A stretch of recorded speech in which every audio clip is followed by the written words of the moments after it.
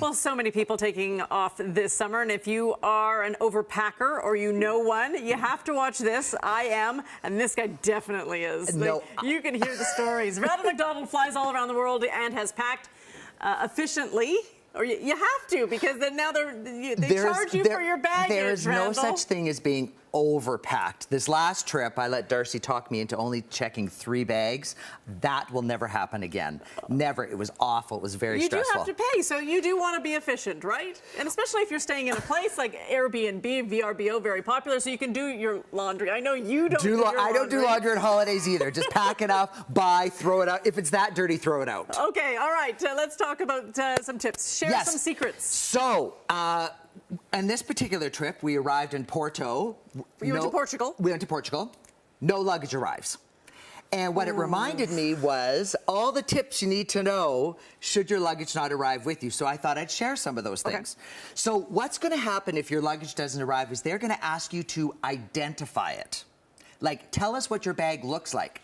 Well, if your bag looks like this... Oh, it's a black... Yeah, it's a black bag. It's a black bag. Oh, that's totally going to help. So my suggestion is find yourself something with some pattern on it or something that's identifiable. Actually, right now, Sears Canada has Canada 150 pieces of luggage. Okay. So that'd be a fun thing to buy right now. You could say it's red and it says Canada 150. Now, if you feel you can't find a piece of luggage like this, then what I recommend is you do something to your luggage to identify it. I love these. These are called cover lugs.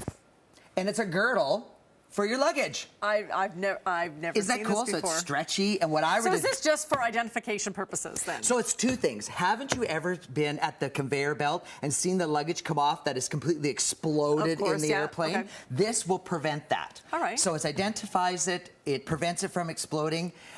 You can get these online. Also, Edmonton Luggage sells them. And they come in like leopard print and all kinds of cool different patterns. So that's a really fun thing to have for your luggage. Okay. Now, other thing is if you can't find one of these, get yourself a strap.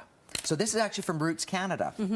So again, so you could say, well, it has a Roots Canada luggage strap on it. And you should take photos. I do that all the time. Take photos of your luggage and say, it looks like this. Exactly. Take photos of your luggage. The other thing you want to do is take photos of your luggage inside. Because if your luggage goes missing and never shows up, they're going to ask you what you had in your luggage. Yeah. So first of all, you have to remember. Second thing is you have to prove it. So you can go, here's my luggage, so they can see everything that's in there. And also, you had a good tip about identifying the inside of your luggage, because these things fall off, right? These things could be ripped off. Just make sure if somebody finds it and they open it up, this belongs to Randall MacDonald, right? So 90% of luggage that is never returned to people is because this has fallen off. There's actually a center where they open up the luggage, they go through it, they try and find who it belongs to. And if there's no other identifiers, then it just becomes lost luggage. So what I do is I'll recommend you throw in like either a business card inside your piece of luggage, or what we do is we typed up big 8.5 by 11 sheets with our names and addresses, put it in a plastic thing, and it's laminated and it lights up, and you know, it's like, this is ours. I had no doubt. I had no doubt. Return the Prada. Okay. Now, speaking of lost luggage, if you're traveling with someone, which most people are, I highly recommend you cross-pack. Talk to us about this. Cross-pack. So what that means is you take half of your clothes and half of your husband's clothes or partner's clothes and put them in each other's suitcases. So we had this happen to us in New York. We were going for dinner at Tavern on the Green. Darcy's bag doesn't show up.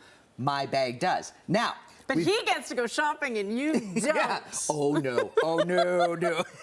But, yes, we were smart enough to cross-pack, but you know what we didn't do? Cross-pack outfits. Yes, there was clothes in each other, but nothing went together. So we were trying to like make up an outfit for him at Tavern on the Green, and he was really upset. I looked fabulous, but he was like really upset about it. So my recommendation, cross-pack, but cross-pack outfits. So my big thing is you have to be planned for it. So we go to a lot of balls and parties around the world, and they often have very specific dress codes. So if you're going to a function like that, and you know you... Nobody's going to a function like that. I do all the time. So if I do it, other people do it. Don't listen to her. Okay. Anyway, if you're going to a function like that, or you're going to a wedding, Yeah, okay. You got me there. So if you're going to a wedding and you need your bridesmaid's gown, carry it on board with you. So if nothing else, at least you have your bridesmaid's dress. And you do pack in your this is the bag you would take on your plane. Right. Like a pair of underwear, flip-flops. So let's talk about that. Okay. So I'm going to show you how I pack my little change of outfit, because that's the thing. If your luggage goes missing, even if it's just for 10, 12 hours, you've been flying. It's like you feel grungy. And you may have jeans on in 45-degree heat. Exactly. You get cold on a plane. Yeah. Exactly. So this is to prove I do have a T-shirt. I've never seen you wear a T-shirt before. Party like Louis XIV. Okay. Anyway, so take your T-shirt, take your unmentionables, hold it in, hold it in. And are you a folder or are you a roller? Oh, you're a roller. Just for this. Oh, okay. Let's be clear about this. Okay, can you hold that for me? Yeah. Okay, and then you take a pair of socks. All right. You're putting your socks over top? I suddenly feel like I'm in sex ed class.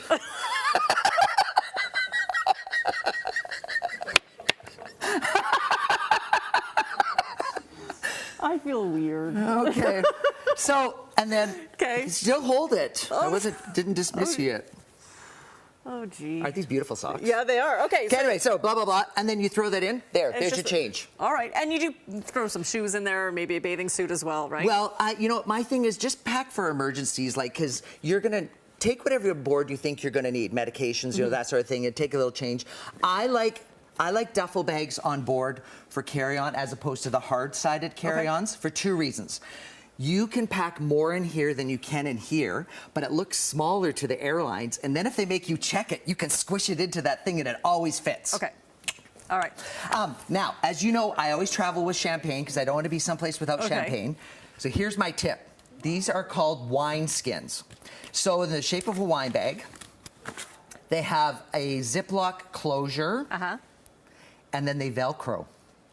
All right, so you can reuse them for your next trip. So they roll over, so there's no leakage. Okay. And then when you get there and you empty it, you refill it all up with all the fabulous wines you bought from where you were. You seriously take it with you? Hello? Well, I just thought you'd buy it there. I travel with 8 of them. Well, of course, there's nothing worse than getting someplace and you don't have champagne, like, immediately. And what if they don't have what you like?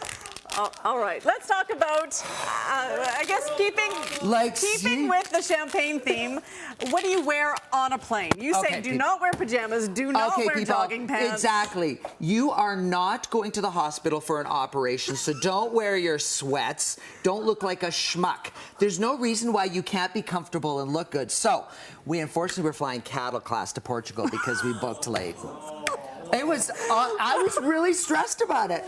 So Stacey Brotzel class, because that's where I booked. But okay. I was surprised they had seatbelts. I thought it was just like ropes and wooden boxes. But anyway, so we had actually paid for the extra row. So we had this great space in front of us, and the Air Canada attendant sits down in front of us, and she looks at us and she goes, "You don't look like you belong back here." Now, the only reason she said that was because we were dressed well. We had nice shoes on, nice travel shoes. We were dressed. We were groomed. I said, well, my biggest thing that I'm concerned about is that I won't get champagne. Darce leans over to her and goes, no, seriously, he's really stressed about not getting champagne.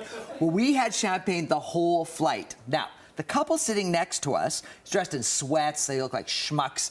They lean over to her and they go, it's our anniversary. And she looks at him and she goes, congratulations, no champagne. There's your tip. Dress nice. Be nice to the attendant. And you have a better chance of getting upgraded, do you think? Totally. You get treated better. Your check-in is better. There's better chance that they'll go, oh, don't worry about that extra bag.